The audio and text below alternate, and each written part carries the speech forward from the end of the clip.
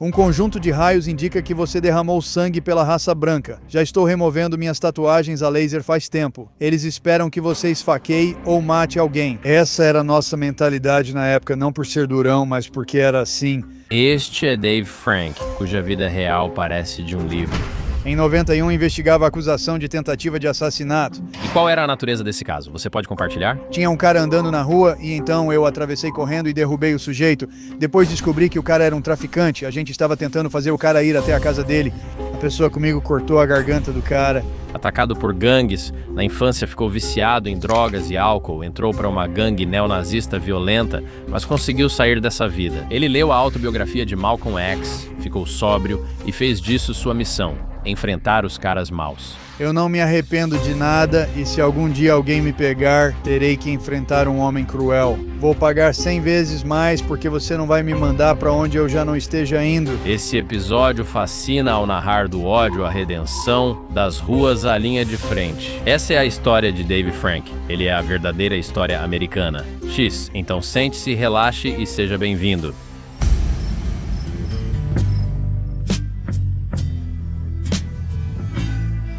Dave Frank. Campo Gagnon, como vai? Senhor? Tô muito bem. Obrigado por me receber de volta ao seu programa. Cara, claro, irmão. Obrigado por vir à minha casa, cara. Obrigado por nos receber novamente. Agradeço muito. Vocês são incríveis. Tenho acompanhado muito do seu conteúdo online. Obrigado, cara. Espero que para aqueles que não conhecem, esses caras são demais, ele e toda a equipe dele. Valeu, irmão. Obrigado por falar isso. Conversamos sobre seu passado, trabalhando como segurança para um general mexicano e basicamente enfrentando os cartéis no México, lutando ao lado dos mocinhos. Hoje quero voltar ao começo, pois sua história inicial é fascinante. Quero dizer, desde crescer na Califórnia até entrar para uma gangue neonazista e depois renunciar aos neonazistas e ao movimento. Depois ir para a Rússia para, você sabe, tentar lutar contra a Al-Qaeda. É um resumo fascinante que eu quero basicamente começar desde o início. Então, você pode explicar onde você nasceu e como foi a sua infância, de modo geral? Eu tenho que representar Los Angeles, o Vale de San Fernando, de onde eu sou. É engraçado você mencionar, porque agora, se acessar meu Facebook, eu tenho vários amigos em comum que agora estão enfrentando uma acusação federal de rico por serem supremacistas brancos ou ligados ao poder branco no Vale de San Fernando. Não vou entrar em detalhes nem citar nomes, mas de onde venho em Los Angeles era a capital mundial do pornô antes de mudarem para Las Vegas.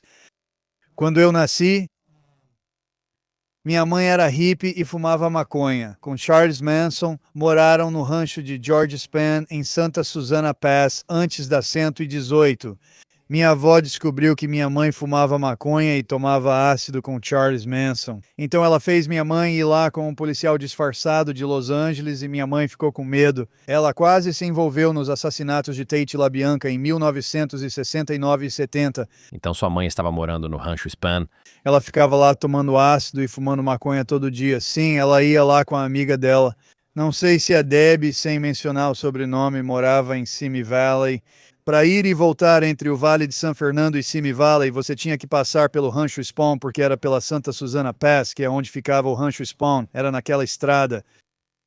Duas garotas hippies pegavam carona para a casa da Debbie quando Charles Manson parou para elas. Uma delas era minha mãe. Ela mencionou o Charles Manson. Sim, o Charles Manson costumava encher o saco da minha mãe. Ele sentava lá e ficava vendo se ela estava usando sutiã e coisas assim. É, de verdade mesmo, cara. O que ela disse sobre ele? Tipo, o que ela falou? Ela tinha contas hippies. Minha mãe fazia álbuns de recortes e tinha contas hippies dadas pelo Charles Manson. Acho que minha mãe morreu no dia em que voltei do mar de Bering e minha irmã ficou com todos os álbuns de recortes. Não conseguíamos provar que eram do Charles Manson, mas sabíamos, só entre a família. Minha mãe falava sobre ir lá para cima. Minha mãe simplesmente adorava festas, tomar ácido e era totalmente hippie. Quero dizer... Ela o descrevia como violento ou apenas como músico? Não, o que minha mãe dizia sobre Charles Manson era, e serei específico palavra por palavra, ele falava sobre todos eles tomarem ácido, né? Ou ela falava sobre eles todos tomando ácido juntos, ele passando a mão nas costas delas porque só tinha garotas hippies lá. Era 1969, o verão do amor. E eles pintavam os quartos do rancho Spawn de preto, depois colavam e grudavam aquelas embalagens de amendoim de isopor na parede e ficavam chapados de dietilamida do ácido lisérgico.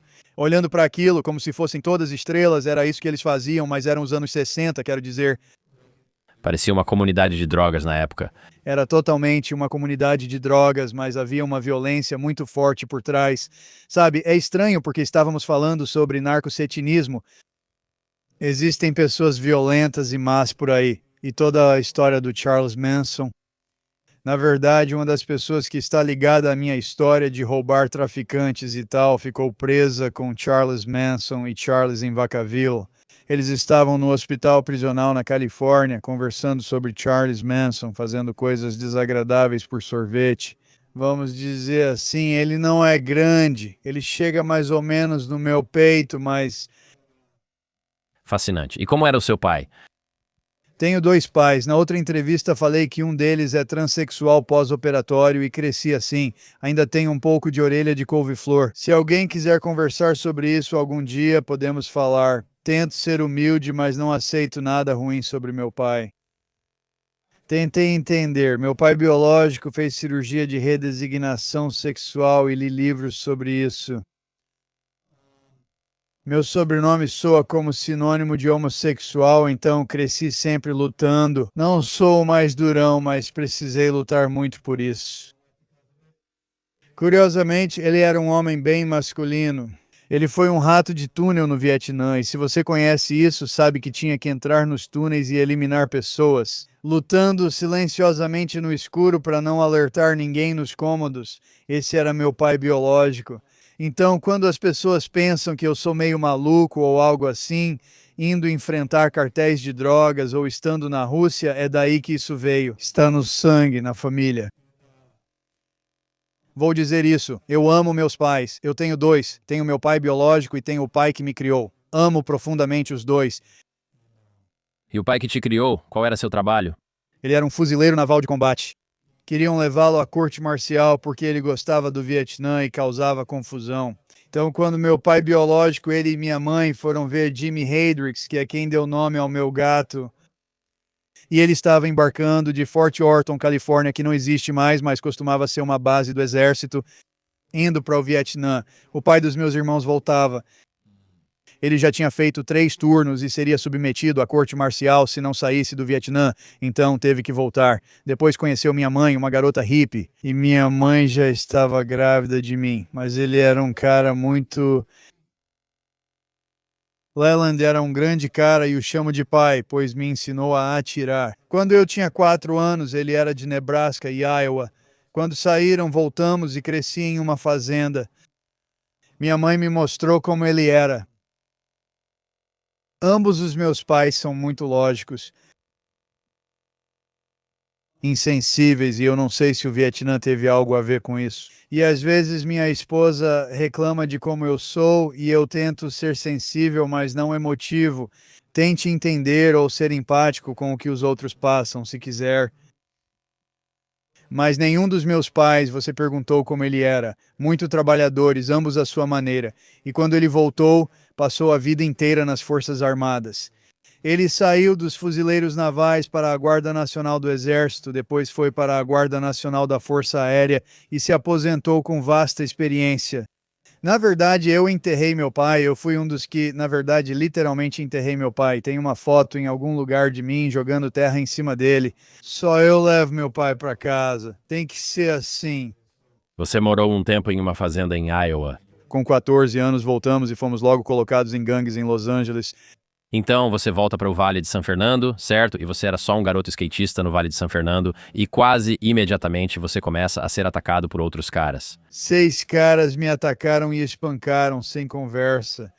Eu voltei e acertei um deles na cabeça, eles me espancaram, 6 caras me bateram, roubaram meu skate, me humilharam, se é que você me entende, fui humilhado. No dia seguinte voltei à escola e acertei com um taco o responsável por isso. E é assim que as coisas são, não estou querendo bancar o machão ou o durão, cara, quero dizer... Adoro o Diário de uma Paixão, mas minha esposa odeia. Eu sou muito conectado com, tipo, sentir afeto. Minha mãe era uma pessoa muito carinhosa, meus pais não eram. Acredito em ser responsável e cuidadoso com minha própria segurança sem ser durão, mas sempre assumindo minha responsabilidade. Sou muito submisso e obediente a Deus, pois meus pais me ensinaram assim desde pequenos. Fomos à igreja e aprendemos a trabalhar cedo, mas voltando para Los Angeles. Você é forçado. Eles tinham algo chamado transporte escolar, então não importava onde você morasse. Eu morava ao lado dos conjuntos habitacionais perto de Vinalden e Parthenia, ou Wilbur e Parthenia, no Vale de San Fernando. Lá há conjuntos habitacionais, então você verá certas situações. Teve um cara que teve a garganta cortada na Lawrence Liquor, teve outro que teve um dos braços decepado com um facão por causa de uma briga, então era um lugar meio violento. As pessoas discutem ou brigam sobre qual parte de Los Angeles é a mais violenta. Eu não vou entrar nessa discussão. O que eu vou dizer é que meu irmão e eu tivemos vários confrontos, tanto com membros de gangues latinas quanto com membros de gangues negras. Não culpo ninguém pela cor com que nasceu. Quero dizer, quando eu era mais jovem, entrei em gangues skinheads, como eu estava te contando no outro episódio, e eu tentei por muito tempo. Tenho fotos mostrando como isso era bem mais escuro. Faço remoção a laser das minhas tatuagens há muito tempo. Tinha grandes raios SS nos braços. Uma ex-namorada quis que eu cobrisse elas, mas no processo eu disse: você não vai conseguir, para. Qual sua idade quando fez a primeira tatuagem? Minhas primeiras tatuagens foram feitas quando eu tinha cerca de 17 ou 18 anos. Então, basicamente, você apanha dessas gangues e, para se proteger, pensa: beleza, com quem eu posso andar para não apanhar? Bom, quero dizer, você imediatamente decide se vai ser esse cara ou não, porque tem gente que passa a vida inteira sendo intimidada ou se recusando a enfrentar o que quer que precise enfrentar. Eu não vou fazer isso, eu simplesmente não vou fazer isso, eu não sou um cara durão.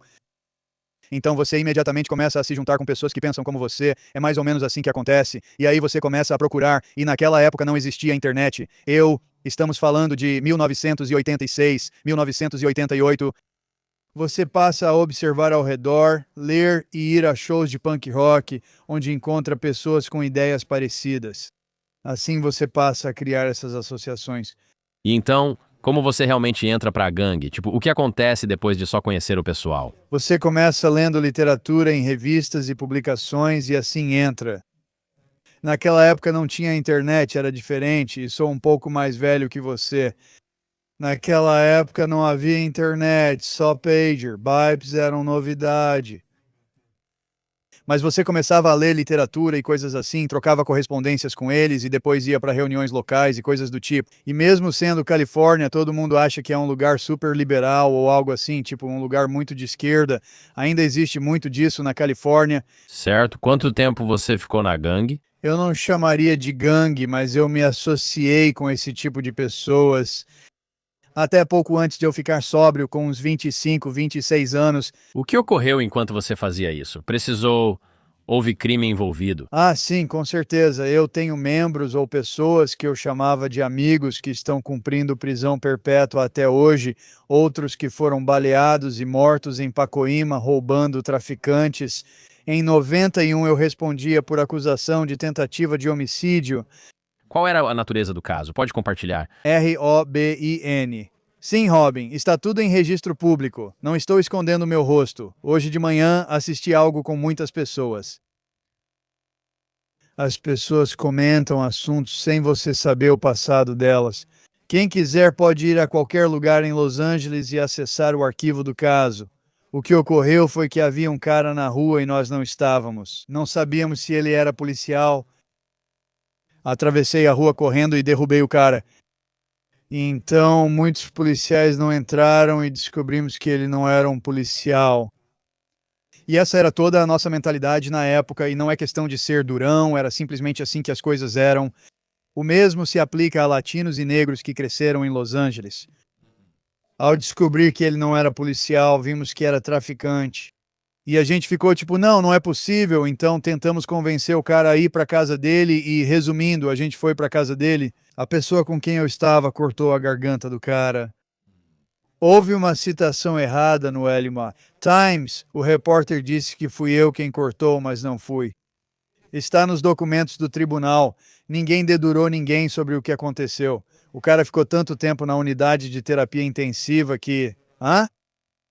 Muitos dizem online que qualquer um é dedo duro, mas não é verdade. Nesse caso, o cara ficou. Ao ser preso, o governo deve te apresentar ao juiz e fazer audiência preliminar dentro de prazo determinado. Frequentemente querem te julgar e que você desista do direito a um julgamento rápido, mas recusamos. O cara ficou 1 mês na unidade de terapia intensiva, porque, como eu te disse, não, ele teve a garganta cortada, então ele estava lá, e inicialmente eles nos prenderam por assassinato porque achavam que o cara ia morrer, mas ele não morreu. Sendo sincero ao cavalheiro envolvido, seguirei daqui, mas quero deixar isso claro para ele. Se eu pudesse te procurar para tentar reparar o que você sofreu naquela noite, eu faria isso, mas nada que eu faça mudará o que aconteceu. Ok, eu não sou nenhum durão. Eu fui para a escola, consegui meu supletivo enquanto estava preso. Eu tirei quase 100% em todas as matérias, com exceção de matemática, e até hoje agora eu faço engenharia. Tentei construir uma vida melhor e evitar repetir meus erros, ajudando outros como você a não passarem por isso.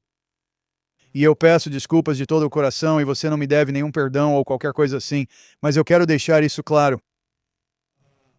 Isso é bonito. Não, Eu realmente, caso ele veja isso, porque pode acontecer, e ele teve a garganta cortada e ficou na unidade de terapia intensiva por muito tempo, não abrimos mão do direito à audiência de acusação para dispensar nada. No último dia para nos acusar formalmente ou dar a audiência preliminar, o cara acabou saindo do hospital, foi ao tribunal e estava se incriminando por vender drogas. O juiz falou para todos que eu e o cara com quem estava tínhamos advogados diferentes e pediu que todos os advogados fossem à sala dele. E o que aconteceu foi que o cara estava se incriminando no tribunal e ele não tinha nenhuma representação legal. O juiz estava encerrando isso. Foi o promotor que agiu. Eles estavam nos oferecendo 15 anos de prisão perpétua, mais 5 anos extras em cima disso. Eles descartaram os 15 anos de prisão perpétua e nos ofereceram. No meu caso, né, o cara com quem eu estava saiu da prisão estadual e teve que voltar sem nenhum acordo. E como eu nunca tinha ido para a prisão, e até hoje eu nunca fui para a prisão, eu peguei 6 anos de pena suspensa e tive que cumprir 1 ano na cadeia do condado de Los Angeles. E fui condenado por algo depois classificado como wobbler na Califórnia. Um wobbler é algo que o promotor pode julgar como crime grave ou contravenção. Anos depois, contratei um advogado e limpei todos os meus casos. Não sou criminoso. Eu fiz tudo ao meu alcance para tentar conseguir uma educação, tudo ao meu alcance para tentar me tornar uma boa pessoa, tudo ao meu alcance. Eles comentam bastante sobre pessoas presas e que a cadeia do condado de Los Angeles é extremamente violenta. Tenho várias histórias para contar sobre isso. Não sei se devo dizer, mas quando furam a fila e você trabalha na cozinha com grandes abridores de lata, e já faz muito tempo. Então tenho quase certeza de que, se houvesse um prazo de prescrição, bater na cabeça de quem quer furar a fila com um abridor de lata. Por causa de membros de uma gangue perto do Echo Park, fui espancado. Estava na solitária e lembro de chorar para minha mãe no corredor. Eu chorava e disse: "Mãe, não venha me ver. Estou com a cabeça cheia de galo porque briguei com vários latinos em Los Angeles." E você está preso e todo mundo lá está lá por assassinato, todo mundo lá, sabe? Sonny Barger, o líder de um clube de motociclistas, tem uma frase mais ou menos assim: todo mundo acha que é durão até encontrar um de verdade. Vou explicar melhor sobre entrar no culto nazista e conseguir os parafusos. Basicamente um conjunto de raios. Isso significa que você derramou sangue pela raça branca, e isso é algo muito importante. Eles esperam que você esfaqueie ou mate alguém, e não quero ofender, mas é isso. Eles esperam isso de você. E se há pessoas que estão sendo indiciadas federalmente agora, atualmente, isso está passando pelo sistema judicial, você vai acabar se envolvendo em coisas como roubar pessoas, assaltar traficantes, vender drogas, fabricar drogas. E olha, eu não vou citar nenhum deles pelo nome porque isso não é certo, mas já fizeram filmes sobre essas pessoas. No Vale de São Fernando, pesquise e veja quantos participam disso. E foi lá que eu nasci, foi lá que meus casos foram julgados, e é lá que eu represento o Vale de São Fernando. Só pelo fato de eu ser de lá e de estar envolvido nesse tipo de coisa, e todo mundo lá leva isso a sério. E além disso, a Califórnia tem uma das cadeias mais violentas do país, ou o Condado de Los Angeles, um dos sistemas prisionais mais violentos que existem. Então, assim que você entra e ganha os raios, é porque você estava, tipo, enfrentando ativamente algumas das principais gangues de todo o país. Quero dizer, Los Angeles é a capital das gangues do mundo. Você ganhou raios na prisão? Eu acertei. Não quero entrar nesse assunto por alguns motivos, mas sim, tem relação. Como você ficou sóbrio? Eu fiquei sóbrio. Eu sabia que não ia morrer. Você vai a muitas reuniões e ouve pessoas dizendo: se eu beber ou usar de novo, sei que vou morrer. Já tinha passado por muito. Minha mãe me mandou morar com meu tio em Santa Ana. Eu estava em frente ao antigo bar do Father, mas eu estava tendo um problema com alguns membros de gangue lá, e eu pulei por cima de um Corvette e eles estavam atirando em mim, e eu me lembro de pensar que era assim que eu ia morrer. E eles foram embora, estavam em um Jeep Cherokee branco, bem ali em Santa Ana. Ana não morreu e o uso de drogas não acabou. Minha mãe foi a primeira a me expulsar. Com 16 anos de idade, vendi $500 em crack para um cara, Jeff Jones, que tinha sido atropelado por um ônibus no Havaí. E eu fiquei com o Firebird dele. Esse foi meu primeiro apartamento, porque eu era uma má influência. Minha mãe me mandou sair de casa e não ter contato com meus irmãos e irmãs, porque eu era só problema. Cara, não estou exagerando nem me gabando. Queria ter tido outra infância e feito tudo certo, mas não fiz. Agora só me resta fazer o melhor. Como fiquei sóbrio. Tive minha primeira filha e tentei ficar sóbrio por ela, mas sabia que não conseguiria. E eu saí e não achava que era alcoólatra ou algo assim, e saí e decidi que queria tomar um drink. O livro recomenda beber de forma controlada, então decidi tentar isso. Voltei logo aos meus velhos amigos e tudo de antes, entrando em uma das principais gangues de prisão da Califórnia de alto escalão. Sou amigo de vários deles. Ou era, e é meio que um time de base, ou naquela época era um time de base para a principal gangue de prisão. Para brancos nos Estados Unidos da América, não citarei nomes, mas todos sabem quem são e são pessoas reais. Eles tinham matado alguém e colocado em um depósito. Quero dizer, ao se envolver com satanismo, violência ou esportes universitários e ligas de base, você entra nesses esportes. Quando você mergulha o dedo em uma tinta de certa cor, mais cedo ou mais tarde você vai acabar todo sujo dessa tinta. Se você entende, isso vale para tudo. Ao estudar arte, provavelmente se tornará artista talentoso. Comédia stand-up. Alguns anos se passam e de repente você está lotando grandes arenas cheias de gente. É igual ser ruim e seguir errado. Logo você já está longe nesse caminho, e eu estava também. Me envolvi de novo. Não conseguia ficar sóbrio por causa da minha filha, pois não sentia vontade. Acabei recaindo de novo. Lidar com traficantes é uma boa porque não envolve polícia. Você não precisa se preocupar com isso, tem que se preocupar com as pessoas que querem te matar de qualquer jeito, então você não está perdendo nada, cara. Voltei àquela situação quando aconteceu um triângulo amoroso com meu melhor amigo. Danny, que já faleceu, que Deus tenha misericórdia de sua alma, Danny Dog, e de outra pessoa também falecida. Esse é Danny Boy, membro de uma dessas gangues, e cito os nomes porque ambos já faleceram. Havia um triângulo amoroso entre eles e outro membro. Meu melhor amigo não tinha relação com essa gangue, mas o outro tinha, e meu amigo o agrediu. A namorada dele ia pegar uma arma no carro e atirar nele, mas derrubei ela porque não podemos levar tiro. Ele e outra pessoa, agora sóbria, com quem queria ser amigo, o nome dele começa com B. Sabe quem é? Eles voltaram para essa casa para matar a mim e ao Danny Boy, mas não estávamos lá. Fomos buscar armas e voltar para matá-lo. Foi na Lindley e foi assim que aconteceu. E a CC estava lá.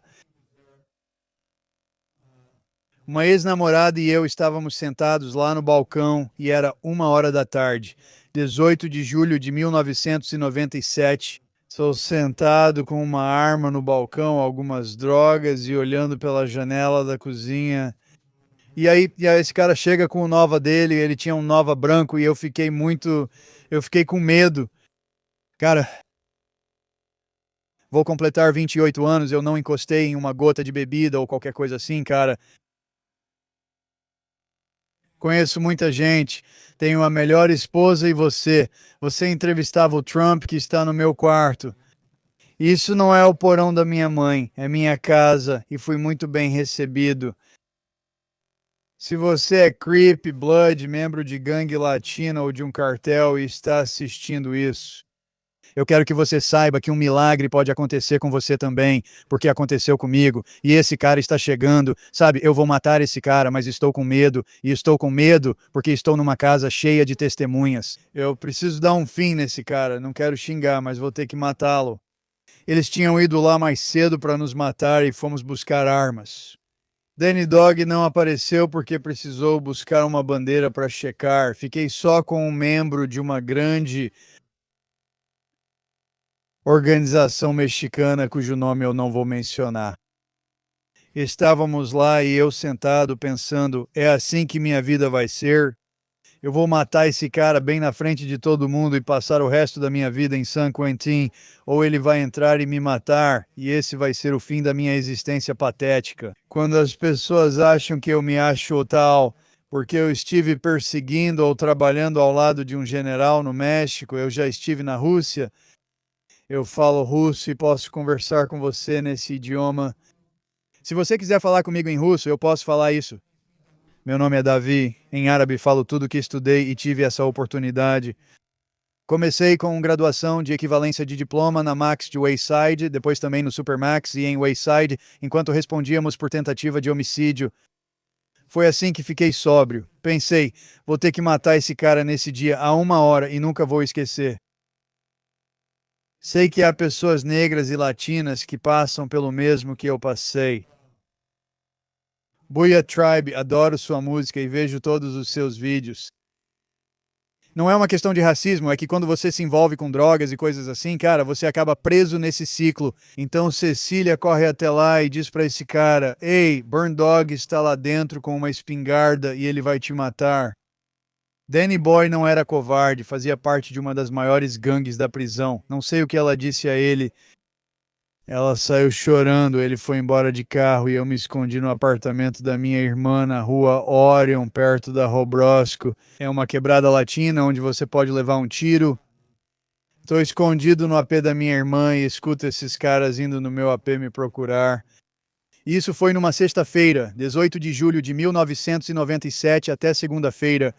Fiquei escondido até segunda-feira e fiquei sóbrio graças ao Russ e a outras pessoas da Sobriety House. Apareci no jornal como membro da Nação do Islã, pois naquela época eu era muito racista e sem arrependimentos. Porque as coisas mudaram muito agora, no mundo de hoje, onde, você sabe, as pessoas têm que se preocupar em ofender os outros. Acredite em mim quando eu digo, a gente não se ofendia, a gente não se preocupava em ofender ninguém, porque se você é direto, se você está nessa vibe, você não se preocupa em magoar os sentimentos de alguém. Então definitivamente não era esse tipo de coisa. Não é bravata, é só meu jeito de pensar para as pessoas entenderem. Participei da reabilitação e havia um cara chamado André que acho que pode ter falecido, pois não estava lá. Eu li um livro sobre o Dr. Joseph Mengele com uma grande suástica vermelha na capa. Ele entrou e perguntou: "O que você está lendo, Branquelo?" E imediatamente eu chamei ele de negão. Não vou falar a palavra porque não quero que o vídeo seja removido, mas eu chamei ele de negão na cara dele. E ele era um cara grande, fortão, da missão do Islã. E eles não se dão muito bem com pessoas brancas. Na verdade, eu gosto muito disso e isso vai ter um propósito. A gente entra numa briga feia, depois em outra briga e depois em mais uma briga e saiu até uma matéria sobre a gente no Lewis Times. E um dia ele veio até o meu quarto e me disse: "Sabe, eu estava pensando em você ontem à noite, porque nenhum de nós ia ceder para o outro, porque ele não gostava de pessoas brancas, e eu não gostava de pessoas negras, e nenhum de nós se importava. Ele disse algo que mudou minha vida enquanto eu ouvia Amazing Grace na gaita de foles. Ele entra e eu tenho essa coisa de não negar Jesus para as pessoas. Ele senta e ouve porque ele me pergunta: posso ouvir isso? Eu digo sim, você pode ouvir e depois pode ir embora. No dia seguinte ele diz: sonhei com você ontem. Respondi: você é gay? É verdade, foi o que aconteceu. André e outros presentes também sabem disso. Ele disse: se eu fosse branco, seria como você. Fiquei surpreso, pois há negros da nação do Islã que são totalmente racistas. Quando ele disse isso, percebi que, se eu fosse negro, seria igual a ele. E eu pensei comigo mesmo: tudo na sua vida, todo fracasso é culpa sua, porque até agora você tem culpado os negros e latinos por tudo isso. Você foi abençoado atleticamente, não fez nada com isso, fala todos esses idiomas que aprendeu sozinho, sem nem ir à escola, não fez nada com isso. Você tirava notas máximas, mas após o divórcio dos nossos pais, escolheu as drogas e não fez nada com isso. Então não pode culpar ninguém além de si e odeia os outros porque se odeia. E sinceramente, Marcos, mesmo após tantos anos,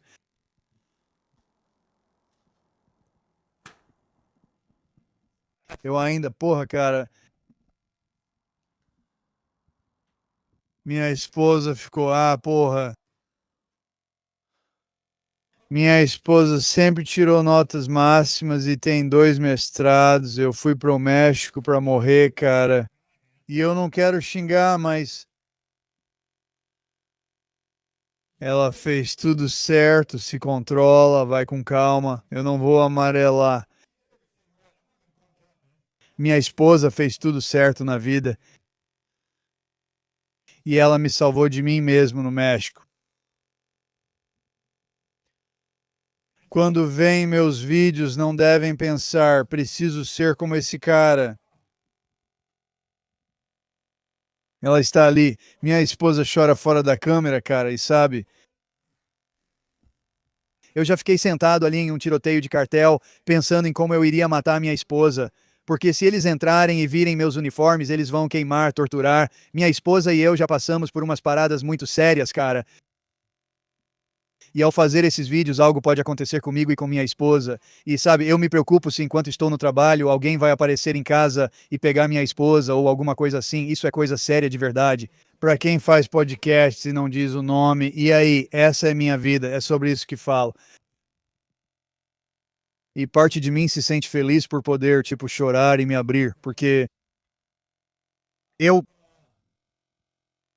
fui muito durão na vida, cara, e amo profundamente minha esposa. Me importo muito em seguir o que meu Deus diz. Se um dia eu tiver que pagar um preço, tudo bem. Quero dizer, quando recuei não sentia nada, não, até que André me mostrou que eu me odiava, não aos outros.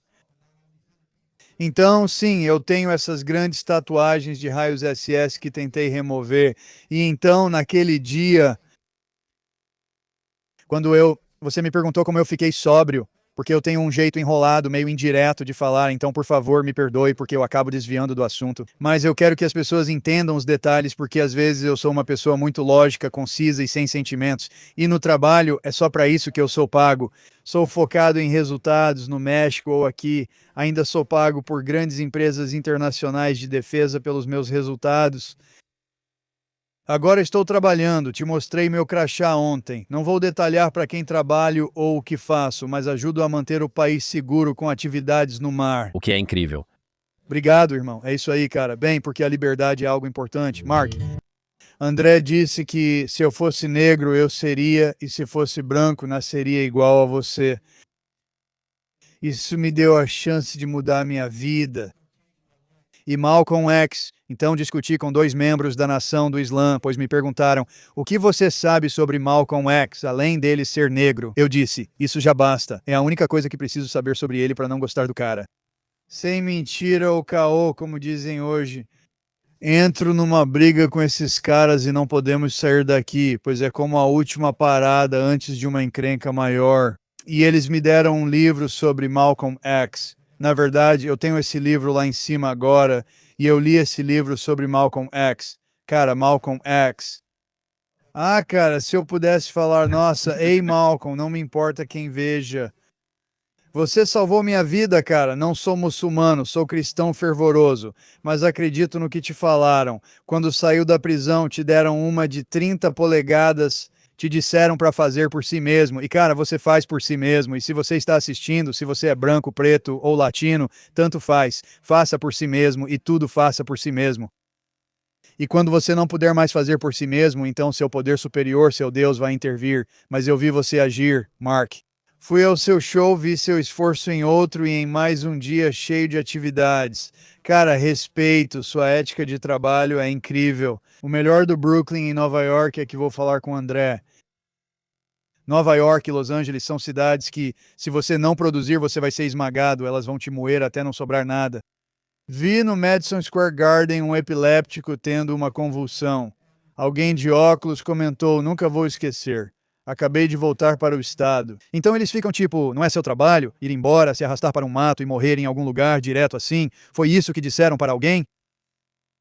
Ninguém se importa com você, nem a natureza. André me fez perceber que tudo na minha vida era minha culpa. E quando eu aprendi que não tinha ninguém para culpar além de mim mesmo, eu tive que dar uma olhada longa, fria e dura na sua falta de educação, na sua falta de terminar a escola, na sua falta de qualquer coisa na vida. E agora, muitos anos depois, como eu te disse, 28 anos depois, quase 3 décadas, eu ainda estou matriculado na escola agora. Mark, eu posso pegar um negócio agora e te mostrar que tem uma coisa de Harvard aberta ali, naquele laptop ali onde estou estudando agora, e eu fui para a faculdade de Direito no México. Eu quero passar no exame da ordem. Viver nos Estados Unidos, me tornar advogado e defender os direitos que considero importantes para nós. E foi isso que André me deu. Ele me deu a motivação para fazer isso e minha esposa continua me dando essa motivação. Você falou com o André depois? Você sabe o que eu fiz, está até no jornal. Eu voltava lá, acho que o André não conseguiu. Acho que ele morreu, eu voltava lá e deixava os Newports que ele fumava. André tinha seus próprios demônios. Nem todos conseguimos, então, para quem acha que me considero especial, não sou. Eu não mereço esta cadeira mais do que qualquer uma das milhões de outras pessoas que estão por aí se curvando ao fentanil. Eu vi alguém online outro dia à noite. Era você fazendo a piada do fentanil. Alguém fez piada sobre fentanil relacionando parto e se curvar? E então eu vejo isso todo dia e poderia ser eu, então, tipo, minha vida.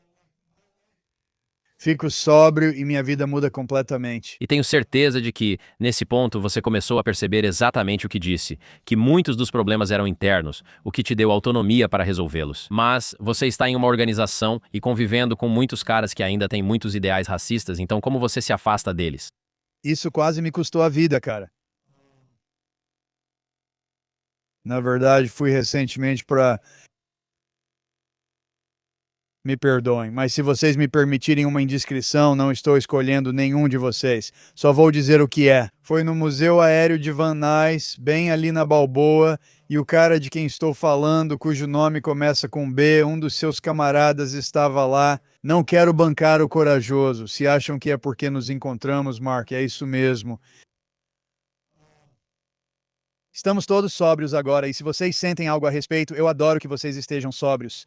Encontro essas pessoas que são reais e fizeram coisas sérias. Muitos, como disse, ainda cumprem prisão perpétua.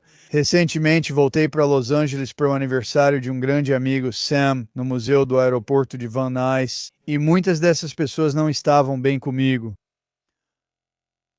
Abandonar a supremacia branca e tudo o que defendíamos. Alguns até já tentaram me matar. Quero dizer, hoje em dia não sinto que minha vida esteja em risco. Naquela noite, alguns quiseram resolver as coisas comigo de um jeito, então fui embora para minha esposa não se envolver, pois é feio e selvagem. Para ser honesto, naquela noite eu provavelmente teria arranjado trabalho por causa deles. Um deles apareceu no Soft White Underbelly. Então, você sabe, o Vale produz.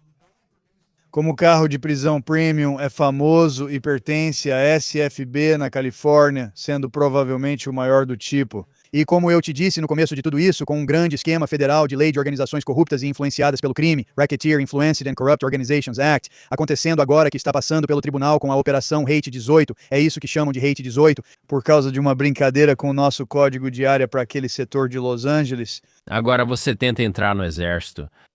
Eu fui até o exército tentar me alistar 7 vezes diferentes. E para deixar bem claro para qualquer agente federal assistindo isso, porque vocês estão. Eu liguei para vocês e fiquei no telefone com Langley, Virgínia, por meia hora. Com uma moça, cavalheiros ou não, cavalheiros, obviamente, mas com uma moça por meia hora. Tentando convencê-los a me deixarem ir para Nice, França. A gravação está no banco de dados de vocês. Estou ligando para Langley, Virgínia, tentando entrar na Agência Central de Inteligência. Sei atirar e lutar muito bem. Sou profissional, sou mesmo. Sean Ryan Bom, provavelmente não, mas eu me sinto confortável com tipo caras maus entrando na minha casa. Conversei hoje mais cedo com um colega seu sobre meu jeito de agir. Me sinto bem, mas vou para o exército. Tiro nota máxima no teste porque sempre fui bom na escola. E isso é realmente nojento se você parar para pensar, porque Deus realmente me deu muito e eu não fiz nada com isso, então eu vou lá e tiro nota máxima no teste. Mas eles me dizem, ei, você pode ser da inteligência militar, pode fazer o que quiser. Ah, seu histórico, você não pode entrar. E eles têm uma coisa chamada dispensa do capitão para todos os nossos amigos militares aí. Eles sabem o que é isso, para onde serve. Se você concluiu o ensino médio e não tem antecedentes criminais graves, eles vão te ajudar em algumas coisas. Devido à gravidade do meu envolvimento, eles se afastaram de mim. Já estive várias vezes no Corpo de Fuzileiros Navais e na Marinha. Que vergonha, vocês são mesmo exigentes. Eu não fui à Força Aérea, mas fui à Marinha, ao Corpo de Fuzileiros Navais e ao Exército. Fui a todos eles e tentei me alistar 7 vezes diferentes, e nenhum deles quis ter nada a ver comigo. Então, resumindo a história, eu assisti ao vídeo da decapitação de Daniel Pearl e Daniel Pearl era judeu. Quem não sabe disso pode achar que tenho problema com pessoas judias, mas não tenho. Daniel Pearl é americano e eles cortaram a cabeça dele. E existe uma conspiração sobre se era um vídeo da CIA americana ou algo assim. Mas o ponto principal é que eu assisti esse vídeo no meu escritório em casa e decidi que não ia deixar o governo americano me dizer o que eu podia ou não podia fazer. E se alguém algum dia quiser tentar me fazer pagar por tentar ser uma boa pessoa e fazer a coisa certa, tudo bem por mim. Pode ir em frente. Daniel Pearl é um jornalista que foi decapitado pela Al-Qaeda, certo? Mas esse momento do Daniel Pearl eu acho importante porque, pra mim, é como um momento de redenção, entende? Tipo, você tem esse momento em que, assim, você é um cara que muita gente acha que é tipo, esse é só mais um cara racista, né? Ele tem esses parafusos nos braços, faz parte desse culto neonazista. Então você fica sóbrio e abandona esses ideais racistas. Você lê Malcolm X e muda totalmente sua visão sobre outras etnias ou religiões, percebendo que todos são apenas pessoas. Você não controla a cor com que nasce, certo? É isso. Então você vê um vídeo de um jornalista americano judeu sendo decapitado e fica tão furioso que quer lutar contra a Al-Qaeda. Eu sempre quis servir este país, meus 2 pais foram militares, minha família é militar desde antes disso aqui ser um país. Eles enforcaram minha avó em Boston por causa da religião dela, então minha família é da minha tataravó, tataravó, tataravó, tataravó. Meu bisavô fundou Rhode Island, então minha família está envolvida com este país há muito tempo. Eu queria entrar para o exército, mas não me deixaram. E eu não vou deixar que alguém me diga que eu preciso da permissão deles para fazer a coisa certa. Então, se eu tiver que ir para outro país... Fui à Rússia e muçulmanos brincaram sobre cortar minha cabeça no carro. Indo ao Monte Shaikan para aprender parapente, pensei em lutar contra a Al-Qaeda na Rússia. No final das contas, Sam Childers tem vídeos dele no YouTube. Queriam me vender um visto de $4.000 para o Sudão do Sul para resgatar criança soldado, mas eu só queria ir direto do México. Sam Childers queria trabalhar para você, mas tentaram me vender um visto por $4.000. Há e-mails e registros na internet para comprovar isso. Fui para a Rússia enfrentar a Al-Qaeda, pois não esperaria permissão de ninguém para fazer o certo. Como isso funciona? Como você chega à Rússia e com quem fala para tentar entrar no exército russo e lutar contra a Al-Qaeda? Então eu preciso ter cuidado com a forma como digo isso. porque estamos em uma era em que potencialmente estamos em um ponto em que podemos entrar em guerra com a Rússia em breve, e você sabe, eu quero ter um certo cuidado com a forma como digo isso. Acabo em Sterlitomak, Rússia, onde minha segunda filha nasce no Hospital Soda, em Bashkortostão. A certidão de nascimento dela está em russo e basquir, como exigido lá. Se você quisesse, por exemplo, entrar para o FaceBay, Rede Federal, ou para o Služba bezopasnosti, Serviço Federal de Segurança ou Inteligência, seria preciso conhecer alguém da KGB ou desse serviço e pedir uma recomendação para conseguir entrar.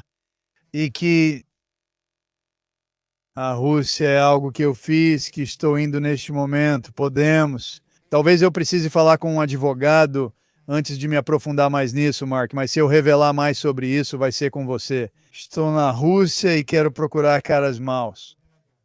Isso faz todo sentido. Você aprendeu russo enquanto estava lá. Aprendi russo antes de ir para lá e depois novamente nos Estados Unidos, morando lá.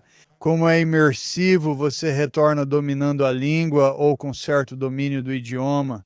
E aí voltei para os Estados Unidos e acabei, veja só, indo trabalhar e tentando trabalhar no México para a fábrica, fazendo todo aquele processo. E aí acabei me envolvendo com o lance do cartel para o meu general, certo? Isso está em outro episódio que o pessoal pode conferir, onde você explica seu trabalho. E tem mais. São 5 anos e meio de histórias, mas resumimos bastante aqui. Mas eu sei que você está ocupado, você tem trabalhado e trabalhado muito bem. Também não quero aprofundar sobre a Rússia antes de conversarmos com você. Mas essa questão da Rússia, eu realmente quero me aprofundar nisso porque é incrivelmente interessante e tem muita coisa sobre a Rússia que eu posso explorar. Mas dado o clima político atual, com tudo o que está acontecendo no mundo e com essa questão da Ucrânia, tem pessoas agora, soldados americanos que estão indo lutar pela Ucrânia e ninguém está falando nada sobre isso. Tem militares americanos ou Eric Prince na África. Quero deixar bem claro para o público. Eu já me candidatei para a Triple Canopy, já me candidatei para a Blackwater, já me candidatei para a G4. Conheço todas essas empresas porque todas têm meu currículo, não escondo nada. E você mencionou a Legião Estrangeira Francesa também. Minha avó me fez prometer. Sim, eu liguei para a Legião Estrangeira Francesa. Eles não gostaram do meu jeito. O cara foi o maior idiota com quem já falei na minha vida inteira, porque eu liguei para ele para entrar na Legião Estrangeira Francesa. Você tem que ir para o Fort de Nocken, em Paris, França, e o cara estava falando sobre isso. Você tem que ser forte, e por forte não quero dizer só levantar peso, mas tem que ser forte fisicamente em termos de resistência. Sois Sandesse é como você diz, 72 sois Sante é 60 diz e é 12, mas para dizer 72 não é Satã, é sois Sandis. Eles ensinam a contar os 6 dígitos da arma marchando agachado e batendo na nuca, mas é preciso um bom sorriso. Você precisa ter um bom sorriso porque muitos africanos foram para a Legião Estrangeira Francesa. Eles arrumavam os dentes e depois fugiam, mas minha avó que me criou me fez prometer que eu não iria, vovó, que Deus descanse sua alma. Eu adoraria ter feito parte da Legião Estrangeira Francesa, o Cap Blanc. Eu realmente queria fazer isso. Eu já fui, já estive na Rússia, já estive em lugares onde iam cortar minha cabeça, vovó, e já estive no México. A Legião Estrangeira Francesa era meu sonho, era o que eu realmente queria. Mas minha avó me fez jurar que eu não faria isso e eu não fiz por causa dela. Por que ela se preocupava com a Legião Estrangeira Francesa? Ela não queria que eu perdesse minha cidadania americana e estava muito preocupada. Entendi. Quando você volta da Rússia, ainda sente fortemente a necessidade de agir corretamente. Vou seguir meu caminho. Os cartéis me deram drogas quando criança, Mark, quando fui ao México. Minha ex deixou minha filha na Rússia. E a Catarina, que mencionei com você no outro vídeo. E minha avó estava morta enquanto eu era casado com ela. Não entrei para a Legião Estrangeira Francesa porque já tinha minha filha que ficou na Rússia. Eu poderia detalhar esse assunto, mas prefiro não. Treinei judô com Gokor Chavician em North Hollywood. Sou judoca, amo e pratico até hoje. Minha ex me liga e diz: disseram que ela está no aeroporto internacional Tom Bradley e vou buscá-la, mas minha filha não está lá. Resumindo, ofereço $10.000 em dinheiro para minha ex. Minha filha viveu na Rússia por 20 anos, minha ex nos Estados Unidos da América, nunca pude ser pai para ela e isso me destrói. Quando levaram minha filha e os cartéis me deram drogas, eu tenho um comando. Domínio do espanhol, porque todo mundo que trabalha para mim é espanhol. Eu tenho uns 200 caras, eu pensei, quer saber, vai se ferrar, cara, eu vou enfrentar os cartéis. Não sou mais criança para receber drogas, vamos lutar até o fim. Se quiserem me enfrentar ou me matar, fiquem à vontade. Esse ainda é meu sentimento. Eu gostaria de viver uma vida em paz. A sensação dos cartéis oferecendo drogas na infância, De verdade, eu vou fazer alguma coisa. Agora estou crescendo, porra, vamos nessa. isso te motivou 100%. Escrevi uma carta ao Pequire para a Proqueria Canadal da República e eles não negaram, apenas disseram, agora não, aceitei isso. Ser como um huevo, que em espanhol só significa tipo, é isso aí, vamos lá, vou descer. E eu bati na porra da porta deles, cara, e eles me deram uma chance e... Meu general me deu tudo. Poxa, me sinto um frouxo. Não tô sentindo isso. Meu general me deu tudo, cara. Quando você entra no caminhão para lutar e proteger seu general contra esses caras. Meu general me permitiu ficar com minha esposa, viver no México e me deu comida durante o treinamento básico. Eles nos deram carne de porco meio estragada. Eu quis cuspir, Mark, mas não consegui porque estava comendo aquilo.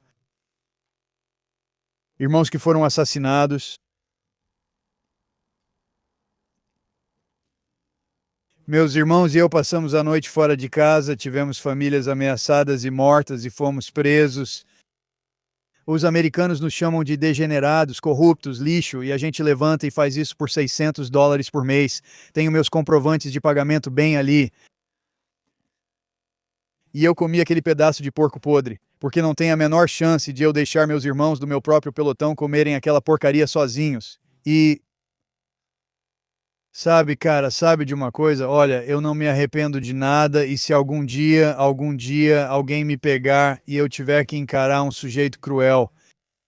Quando fui para o México, eu tinha medo de ter minha cabeça cortada ou levar um tiro na cabeça. Hoje em dia não é bravata, mas eu não tenho mais medo de ter minha cabeça cortada. Não temo levar um tiro na cabeça, pois mesmo assim, minha cabeça duraria cerca de 60 segundos. E se esse for o preço de entrada por tudo o que eu tive a chance de viver, eu pago essa porra de preço 100 vezes se for preciso, porque você não vai me mandar pra lugar nenhum.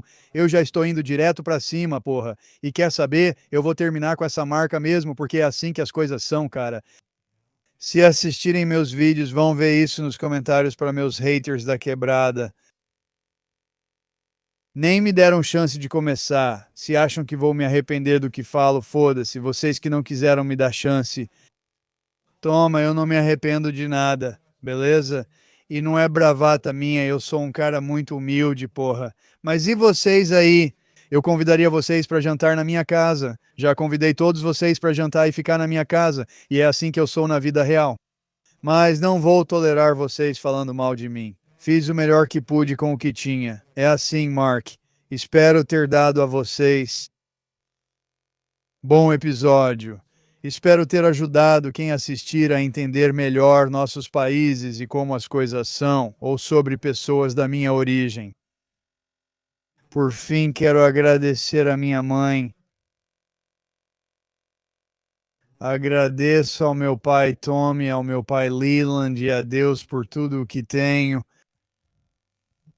Obrigado, Dave. Obrigado, irmão. Sinceramente, vejo sua história como uma de redenção e de realmente tentar fazer a coisa certa, certo? Você nasceu em uma situação difícil e fez o melhor possível. Já conversei com muitas pessoas de origens diferentes. Sabe, seja com gangues negras ou gangues latinas, as histórias são sempre parecidas, certo? São pessoas que estão lutando para sobreviver e elas tentam encontrar situações em que possam sobreviver. E a diferença da sua história é que eu acho que você saiu do outro lado uma pessoa muito melhor, sabe? Você passou por coisas realmente difíceis. Eu não vou desistir, cara. De jeito nenhum, eu não acho. Você sabe como. Não, se tem um arrependimento é não ter feito o suficiente para o exame da ordem e ajudar as pessoas. Eu quero ajudar as pessoas, cara. Bem, você já fez o suficiente por mim e eu realmente acho que sua mensagem vai impactar muita gente. Que mesmo que você esteja do lado errado de algo no começo da sua vida, não importa como o jogo começa, mas sim como ele termina. E parece que a sua vida, especificamente naquele momento de ficar sóbrio e perceber que você controla o seu destino, foi algo que você realmente assumiu para si mesmo. Ser um cara legal, fazer a coisa certa e fazer o que é difícil, mesmo quando é realmente difícil, eu acho muito motivador e inspirador. Então, eu agradeço por você compartilhar essa história comigo e com toda a audiência. Eu agradeço por você ter vindo à minha casa. Cara, vocês são bem-vindos, todos vocês.